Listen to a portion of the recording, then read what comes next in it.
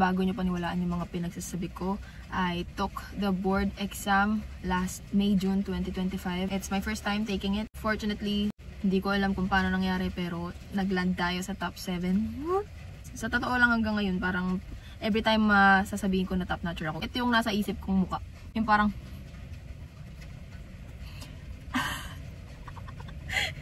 kasi hindi ko kaya nyo ba? Diba? Hindi ko din kasi maisip eh. Disclaimer, alam nyo na yun, yung mga nag-work sa akin pwedeng hindi mag-work sa inyo kasi iba-iba tayo ng trip, iba-iba tayo kung paano umatake. Okay, una muna sa lahat, how I prepared, syempre kailangan mo ng materials. Yung iba, kaya yung mag-self-review, diba? Pero ako hindi, kailangan ko ng structure na susundin eh. At kailangan ko ng tulong. Kung nag-enroll ako sa Theoretical Top Rank Review Center Academy. Basta, top rank. And then for practical, sa DMF ako, kay Doc Mix. Gaano ako katagal nag-review? Actually, nasa 4 months lang. Hindi pa ako nag-enroll sa first batch ng review ng top rank. Kasi gusto ko pang mag-celebrate ng Christmas, magbe-birthday pa yung tatay ko, mag-New Year pa, January 1st week, ganyan. So, gusto ko munang i-enjoy yung holiday, ayoko muna mag-aral. Pag enroll ko ng second batch, ayun na, nagpanic na ako kasi sabi ko, hala, nahuhuli na ako. Alam na nila to, alam na nila yan, pero ako nagsisimula pa lang. So, kung kayo man ay nahuli sa first batch, okay lang yan. Ngayon, uso na ngayon, mamimili ka kung paano ka magre-review. Online ba or face-to-face? Nag-online ako, pure online. So, lahat naman siguro tayo dito na pagdaanan mag-aral during the pandemic and dapat somehow na-adapt natin kung paano mag-aral noong time na yun. Dito, mas makakapag-double time kay. Sinasabi kasi nila nung mga iba kong classmates kung ba't ayaw nila mag-online is tutulugan lang nila, pagkaharap nila yung laptop, matutulog lang sila. Sa akin naman, bakit ako matutulog? Board exam na to. So, alam ko sa sarili ko na hindi ko tutulugan kasi ito na yun eh, huling aral ko na to, matutulog pa ba ako? Nakadepende rin kasi yan sa study habit mo. Ginagawa ko pa rin yung traditional na pagre-review, which is susulat ako ng mahaba, as in, kung ano yung aaralin ko, kailangan sinusulat ko talaga. Ngayon naisip ko kapag nasa face-to-face ako, tapos kailangan ko mag-CR, paano ko ipopost yung nag-lecture, diba? Wait lang po, pwede po ba? Wiwi lang ako. Ayun, good thing pala sa top rank is meron silang recording.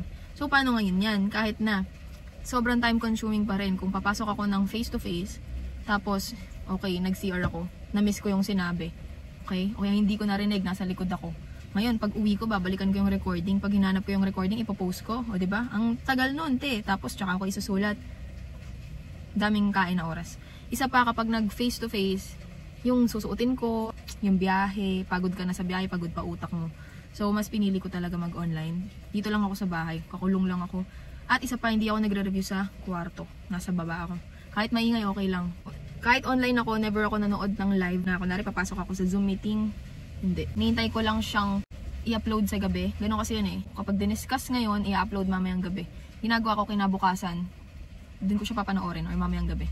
Tapos naka times 2 yun. Ganun yung sinasabi. Mapakabilis. Pero ako kasi kapag naka-headphones ako, kaya ko yun. Tapos ipopost ko lang kapag post kapag kailangan isulat, ganyan-ganyan. Pag hindi ko na-gets, pwede kong balikan. One time kasi, tinry ko manood ng live. Ganun din, takaw oras din. Kasi minsan, hindi naman sa di ba, medyo mabagal magsalita. For me kasi, iniisip ko kasi gahol na ako sa time nun eh. Since nag-review ako ng second batch. So, wala akong sinasayang na oras nung time na yun. Shoutout nga pala kay Ate Chloe. Yun, yung pinsan ko. Dentista din yun. Siguro 4 years ang age gap namin. Basta nauna siya. So, marami rin akong tanong sa kanya kung paano ba ang gagawin, ganyan. Sabi niya sa akin, magpahinga daw ako ng isang araw. So, Sunday, wag ako mag-review. Ganun.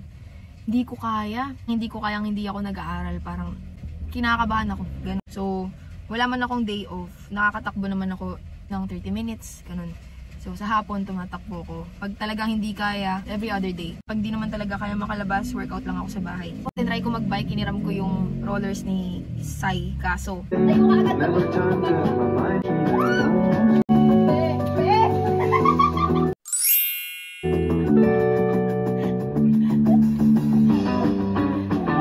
nakapag-bike. So, ano yung cons ng online? Walang mag-uutos sa'yo na magbuklat ng laptop na okay, kailangan mo nang pumasok. Hindi eh, kontrolado mo dito. Pwede kang magpahinga. Like, kung tinatamad ka, pwede mo talagang hindi buksan yung laptop mo. Walang pipigil sa'yo eh. So, kailangan dito, disiplinado ka talaga. Ito, bilang lang sa kamay, yung beses na nagawa ko to. Routine na to. So, 4 AM nagising ako. Pinanood ko yung lecture from yesterday. Natapos ako ng before 7, tapos na ako. Pagkatapos nun, umidlip ako ng 30 minutes, ganyan, breakfast ako. Habang ongoing na yung class for that day, syempre hindi ko nga pinapanood ng live, diba? Nagsasagot naman ako ng board exam questions. Tapos, after ng i-upload yung recording that day, re-ready ko na yung laptop ko. So, gabi na to, mga 6 p.m., 7 p.m. Papanoorin ko naman yung on that day. So, ang dami ko nagagawa sa isang araw lang. Pero hindi ko naman yun laging ginagawa, no? Hirap din akong gumising ng alas 4. Ang gising ko lang is 6:30. Pero ayun nga, iba-iba rin naman tayo ng routine, no? Bedtime ko niyan siguro 10:30. Kaya maaga ako natapos. Sa gabi ko gagala. Huwag lang aabutin ng super late kasi ang gising ko laging 6 a.m. Tapos nagnanap. Di naman ako meron akong 15-20 minute break during the day na lalo pag tanghali. Hindi ko na talaga babalikan yung panahon na yun. Ay, sakit sa katawan. Para makaiwas sa burnout, ayun. Lumalabas-labas ako dito. Buti na lang meron kaming nearby cafe na walking distance lang. Pumupunta ako sa kabilang kanto. Punta ako dun after lunch. Kapal ng mukha ako, isang kape lang orderin ko. Tapos hanggang alas 9 umaabot ako dun. Nanood pa ako ng Singles Inferno. Tapos, When Life Gives You Tangerines. So, tapos, ito pang magaling. Bago pa ako mag-prax, dumating tong si Volty sa buhay ko. So, sabi nung magulang ko nun, yan, distraction yan, mag-e-exam ka pa, hindi ka pa tapos mag-exam, may aso kang inaalagaan. Ayun. Kaya, ko to labasan ko to ng Sorry. Malaking tulong yung tumatakbo pa rin ako. Talagang napapahinga yung utak ko. Hindi sa screen, fresh air sa labas, pinagpapawisan pa rin ako. Sa loob ng 4 months, hindi ako nagkasakit. So, hindi ko naman sinasabi na kailangan tumakbo rin kayo, no? Kapag nagre-review kayo. It's just, siguro yung mga breaks, yung mga pahinga na gagawin nyo, gawin yung mas healthier. Like, kunwari, hinga kayo ng fresh air, lakad kayo. Hindi mo kailangan tumakbo. Meron daw ba akong lowest point? Meron naman, syempre. And how did I recover from it? Siguro yung time na nandun ako kila Kuya Allen. Habang nagre-review ako for practical exams, dun ako kila Kuya Allen. Nakastay. 3 weeks ata ako nagstay sa kanila. Homesick ka, tapos nag-aaral ka ng matindi. Tapos biyahe ka everyday. Ang init pa nun. Summer kasi yun. May time na nag-uurong ako, nagugas akong pinggan kila Kuya Allen. Wala sila nun Hindi ko alam kung nasan. Siguro bumili ng pagkain ng pusa. Iiyak ako. Yung iyak ko talaga parang, basta ganun. Paano ako naka-recover? Syempre, reason lang naman din nun is panic ng sa board exam, diba? Like, tama ba yung ginagawa mo? Nakakahiya ka. Lalo kapag hindi ka pumasa, alam ng tao yan. Masisisi pa yung, yan kasi takbo ka ng takbo, bike ka ng bike, hindi ka tuloy na bata. Diba? So, yun, yung pressure nun. Iniisip ko na lang na, siguro yun yung purpose ng mga exams natin during the first year, second year, third year, at buong, alam mo, lahat ng pagsusulit. Parang meron ka resibo. Ba't ako hindi makakapasa? Napasa ko naman lahat ng ko Diba? Hindi, kidding aside. Inisip ko na lang na lahat ng tao pinagdadaanan yun.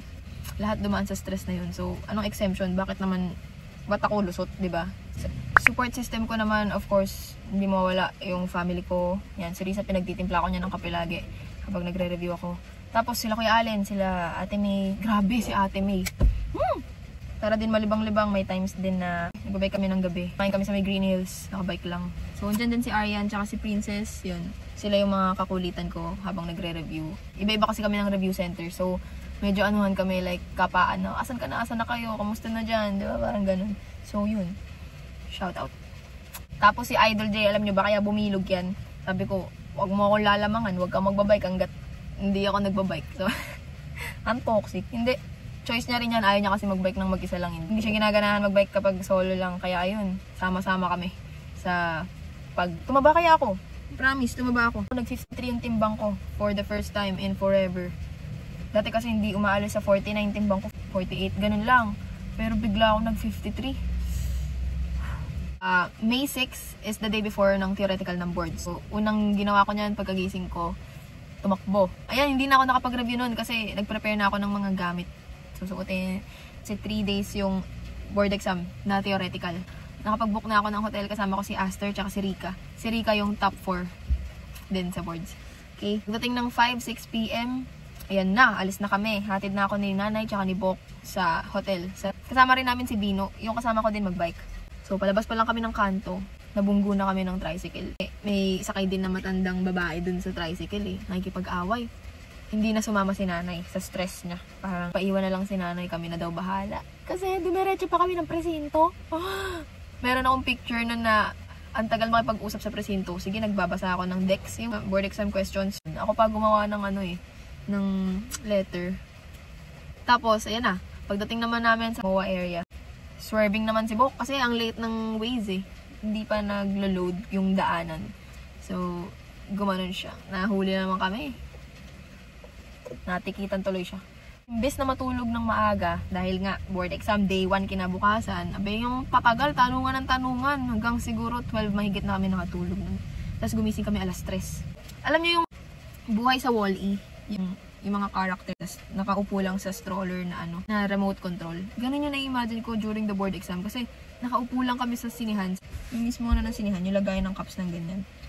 Doon ka mag-e-exam, may ipapatong ka na table na custom made na may paa, na doon mo isushoot sa may cups, sa may lagayan ng cups.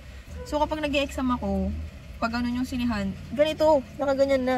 Pag nag-shade ako, talagang yung dugo ko bumabaliktad na. So naka-Indian seat ako para lang hindi ako masyadong nakayuko. So dito ko pinapatong yung table ko na okay, ganyan ako mag-exam. Kasi pag ito nakababa, ganun talaga. Okay. Tapos, ayun, hindi rin ako aware sa mga pamahiin, yung mga red na socks, red underwears. Aware ako doon, pero wala akong time ata maghanap ng ganun. Tapos, bawal pala kumain ng boiled egg. Sinasabi sa akin nung nasa likod ko na, Dok, bawal kumain yan, ganyan-ganyan. Sabi ko, ha, pangatlo ko na to, ba't ngayon wala sinabi? Tapos, yung, meron pa yung wag ka daw lilingon sa pinag-examan mo sa 3rd day, kasi yung last day namin. Kasi kapag daw lumingon ka, ibig sabihin babalik ka pa. Parang magsi-second take ka pa ulit. Hindi ko alam yun Pero bumalik ako, nag-CR pa ako. Tapos, ang isa pang pagkakamali ko, wala akong jacket. Isipin mo, sinihan ka nag-exam mula 8 hanggang 4 PM, tapos wala kang jacket. During the practicals, sa NU naman ako, NU MOA. Doon naman, 2 araw lang kami. Nag-Airbnb kami, kasama ko naman fam ko, si nanay, si tatay, si Isa. Naiwan si Bok, tsaka si Bolty sa bahay. Nung last day na ng practicals, pagkapasa ko ng complete denture na ginawa ko, diretso akong CR. Pagkapasok ko ng cubicle, umiyak ako. Talagang iyak ko na, thank you Lord, ganun. Tapos na. Meron pa akong gustong i-share na di ko alam kung ma-amaze kayo o baka coincidence lang. Pero, growing up kasi, ang favorite number ko talaga is 7. Ang ganda lang kasi ng 7. Ang feminine, parang ganun. Tapos, 11, birthday ko. Yun. Hindi ko napaghihiwala yung 7 and 11. So, kapag kunwari, di ba volleyball player din ako dati. So, kapag meron ng may-ari ng 11 na number sa jersey, 7 yung pinipili ko. Kapag naman meron na yung 7, 11 ako. So, ganun siya. Nung time na nagbabayad kami ng fees sa NU MOA, sa may registrar, ang room number ng registrar na yun is 711, 711. Sabi ko, JP, papasa ako. Alam ko na, papasa na ako. Sabi niya, bakit? Tingnan mo ako yung room mo, 711, number ko yan Ganyan-ganyan. Ang dami, ewan ko kung ako lang ba yung nag-i-illusion na pinipilit kong mag-fall sa 711 ang lahat ng bagay. Pero hindi Kasi May 7 ako nag-take ng board exam. Diba? May 7. Lumabas yung results, June 11. Tapos, pang 7 ako, lahat ng top notchers, 11. 11 kami kasi 2 yung nag-tie sa top 10. So, ako yung pang 7 out of 11 top notchers. Good. Ewan ko Ewan ko lang naman. Yun lang ay illusion ko lang naman. June 11 lumabas yung results. Dapat talaga June 13. Siguro hindi nila ginawang June 13 kasi Friday the 13th Surprise. Alam nila nanay. Sabi ko na rin, Nay, June 13 daw lalabas yung results. So, ang kwento niyan, kung nakita niyo yung story ko kung ba't kami nasa simbahan, yun yung first misa ng tito ko sa Plaridel. Kasi siya from Reverend Father. Diba yung ganun? At invited yung buong pamilya. As in, 5 PM. Dun kaming lahat. Alam ko na nung tanghali pa lang nalalabas na. Hindi ko pinagkalat. Mga around 3 PM, nandun kami, nasa gulayan ako, kasama ko si nanay tsaka si Risa. Nagle-label ako ng itlog, large. Mga ganun ako, sumisigaw ako bigla. Nanay ko, napapatingin sa akin ganyan. Pero hindi siya aware na kung ano man yung nangyayari sa akin. Hanggang sa, nakita ni Risa sa feed niya na lalabas na yung results mamaya. Tapos sabi niya, ate, gumanyan siya. Sabi ko, gumanyan ako. Sabi ko, kumaingoy. Ganito na lang kako. Hindi ako titingin sa phone ko. Ikaw na bahala, tumingin Risa. Sa nun. So, yan na. Gayak na kami. Punta na kami ng simbahan. Wala na talaga akong time mag-isip ng susuotin. Ang baduy nga ng itsura ko na nakapantalon na. Nagpantalon lang ako tsaka t-shirt. Kasi talagang tolero na ako na sakto. Papasok na si Father. Lalakad na siya. Habang naglalakad siya, yan na, lumabas na yung results. Sabi ko kay Risa, Risa, check mo na. Andyan na. Ito namang si Risa, nakita ko siya, ang chinek niya agad yung top 10. Naka-off yung phone ko tapos naka-watch kasi ako na nakasync yung messenger ko. Vibrate na ng vibrate. Congrats doctors. Ganyan. Pero di ko pinapansin. Si Risa, minamadali ko. Sabi ko, tingnan mo na yung alphabetical, huwag ka na tumingin dyan. Wala ako dyan. Ayun. nagulat na lang ako yung mukha niya, yung parang hindi maipinta talaga na ang pangit talaga, yung talagang umiiyak na nanginginig na sabi niya, ate, hindi na. Tapos, ayun, pasimula pa lang yung mass nun, 1 oras, hindi ko naiintindihan yung homily, walang nagre-register sa utak ko. Nakatingin lang ako sa altar na parang, thank you Lord, ganun lang ako ng ganun na.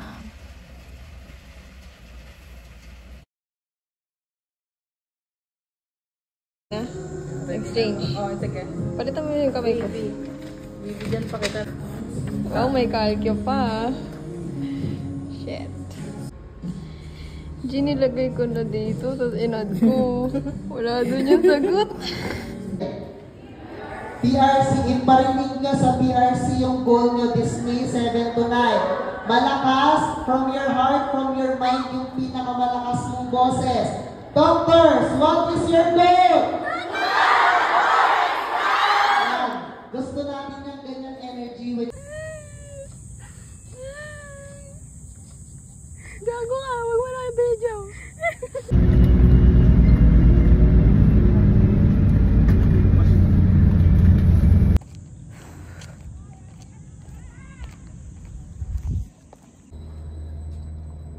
Alam natin yun. Mahuhut natin yun sa utak natin. Kahit na 3 MB lang. Alam mo ba, pag kunwari, may natandaan akong isa, mawala yung isa. Okay lang yun. Kasi sabihin, araw-araw tayo nag-aaral. Oo. Araw-araw. Yun, araw-araw. Kahit napagod. Ang mahalaga. Hindi tayo bobo. Hindi tayo bobo. Ang konti lang naman ng items lang sa dinami-dami ng... Oo, na sinagot natin. Papel natin din. Oo. Ilang beses tayo nag-test, post-test, Pre-boards pre-boards, 1, final coaching, pre-boards 2, closed door. Ground floor.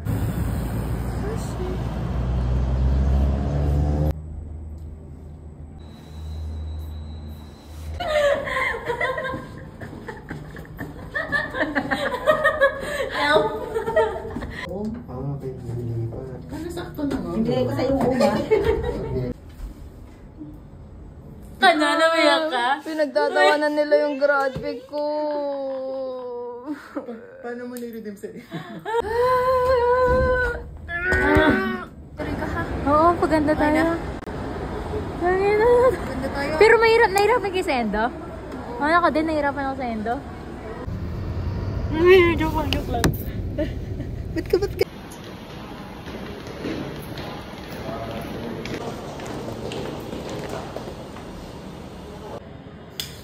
Uy, gagi.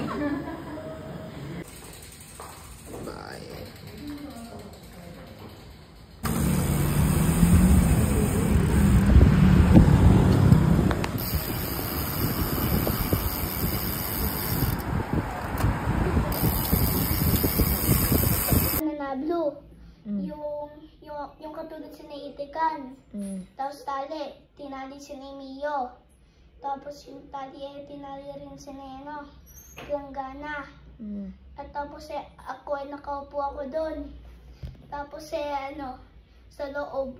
Tapos tignan malunod. Doon. Planggana. Sa planggana ka nalunod? May time din na tumatakbo ko, naluluha ako, umiiyak ako kasi syempre iniisip ko na yung time na dumating yung results, lalabas na. Tapos iniisip ko, top-notcher ako. Ganon. Tapos, syempre may iyak ka, gumagawa ka na ng eksena sa utak mo yung la-tara-tara, la-tara-tara. Oh, Baldi!